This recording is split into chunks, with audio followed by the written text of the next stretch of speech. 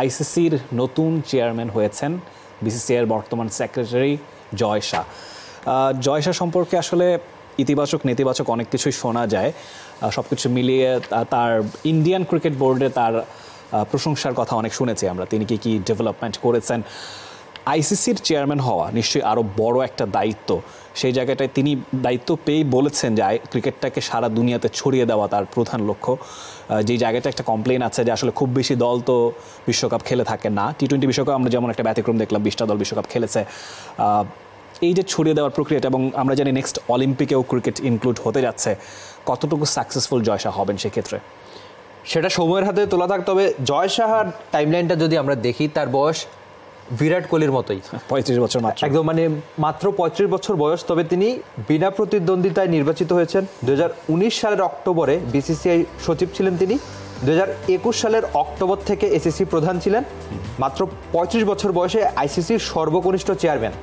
আর আরেকটা ব্যাপার হচ্ছে 1 ডিসেম্বর থেকে, মানে 1 ডিসেম্বর থেকে আইসিসির চেয়ারম্যান হিসেবে দায়িত্ব শুরু করবেন তিনি, পঞ্চম ভারতীয় হিসেবে আইসিসি প্রধান।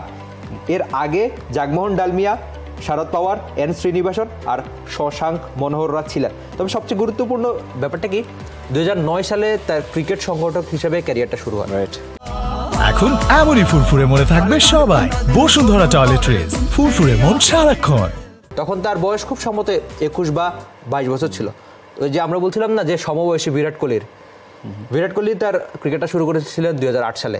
আর সংগঠক জয় শাহ 2009 সালের দিকে তিনি গুজরাটের একটা সংগঠন, মানে গুজরাট ক্রিকেট অ্যাসোসিয়েশনের সংগঠন হিসেবে দায়িত্ব শুরু করার পর আজকে তিনি আইসিসি চেয়ারম্যান পর্যন্ত এসে যাও, যদিও দায়িত্ব কিছুদিন পরে নেবেন। তো আপনি যেটা বলছিলেন সেটা অবশ্যই গুরুত্বপূর্ণ, যে ভারতীয় ক্রিকেট কেন্দ্রিক যদি তিনি না হয়ে ক্রিকেটটা পুরো বিশ্বে ছড়িয়ে দিতে পারেন। ক্রিকেট বিশ্বায়নের কথা আমরা প্রায়শই বলি না, কিন্তু এটা নিয়েই আলোচনা সমালোচনা হয় যে ক্রিকেট আদতে কয়টা দেশ বেশি সুযোগ পাবে। কিংবা এখানে আরেকটা প্রশ্ন আসতে পারে যে জয় শাহর এই সময়ে বাংলাদেশ ক্রিকেট কতখানি সুবিধা পাবে। অ্যাবসলিউটলি। দেখুন, জগমোহন ডালমিয়া যে সময়টায় আইসিসির প্রেসিডেন্ট ছিলেন 1997 থেকে 2000 সাল পর্যন্ত, তখন বাংলাদেশ টেস্ট স্ট্যাটাস পেয়েছে, সেটাতে তার একটা অগ্রণী ভূমিকা ছিল, সেই কথাটা আমরা সবাই জানি।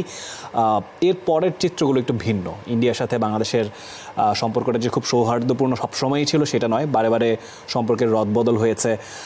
দর্শকদের মনে একটা প্রশ্ন, জয় শাহর যেহেতু একটা পলিটিক্যাল পরিচয় আছে, তিনি বিজেপির একদম সিনিয়র নেতা অমিত শাহর ছেলে, সেই জায়গাটায় পলিটিক্স দ্বারা ইনফ্লুয়েন্সড হবে কিনা, এরকম একটা প্রশ্ন দানা বাঁধতে শুরু করেছে। অনেকেই সেটা আমাদেরকে কমেন্ট বক্সে জানিয়েছেন, নিশ্চয়ই ফ্রি হিটে আমরা সেটা নিয়ে কথাও বলবো। ইন্ডিয়ান ক্রিকেটের চেয়ে কোন কি ICC as a whole cricket council হিসেবে হেল্প হবে? বাংলাদেশের জায়গাটা কোথায় যাবে সেটা আপনি মাত্রই বলছিলেন। ইন্ডিয়া, আমরা অনেক সময় কন্ট্রোভার্সিয়াল অনেক কিছু জানি যে বিভিন্ন বৈশ্বিক টুর্নামেন্টে ইন্ডিয়া ফেভার পেয়ে থাকে, যেটা সবাই কমপ্লেন করে থাকে। সেই জায়গাটায় আসলে স্বচ্ছতা নিশ্চিত করা বা জবাবদিহিতার একটা কালচার তৈরি করা, সেই জায়গাটায় কতটুকু সাকসেসফুল জয় শাহ হবে বলে আপনি মনে করছেন? এটা খুব একটা কঠিন প্রশ্ন করেছেন তো বটেই। তবে আমরা যদি এর আগের গল্পটা একটু দেখতে চাই, তাহলে আইসিসির কিন্তু গুরুত্বপূর্ণ একটা ফিনান্সিয়াল অ্যান্ড কমার্শিয়াল পদে কিন্তু অলরেডি জয় শাহ ছিলেন, মানে চেয়ারম্যান হওয়ার আগেই। তো আর্থিক যে ব্যাপারগুলো সেটাই জয় শাহ দেখতেন। আচ্ছা, আদতে আমরা যতই অস্বীকার করি কিংবা যতই আমরা ভারতকে এক্ষেত্রে দায়ী বা দোষী করি না কেন, ক্রিকেটটা কিন্তু আদতে ভারতই চালায়। তাদের যে একটা সমর্থক গোষ্ঠী কিংবা তাদের যে পাওয়ার আইসিসিতে, সেটা আপনি অস্বীকার করতে পারবেন না।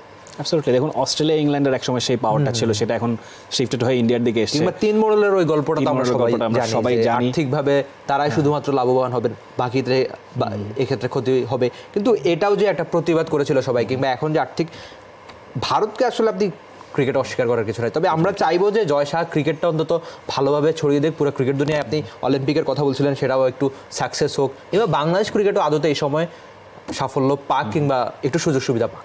For more updates, subscribe to our YouTube channel and click on the bell icon. Follow us on Facebook and Instagram. Download T-Sports app to enjoy exciting games and highlights. Visit tsports.com.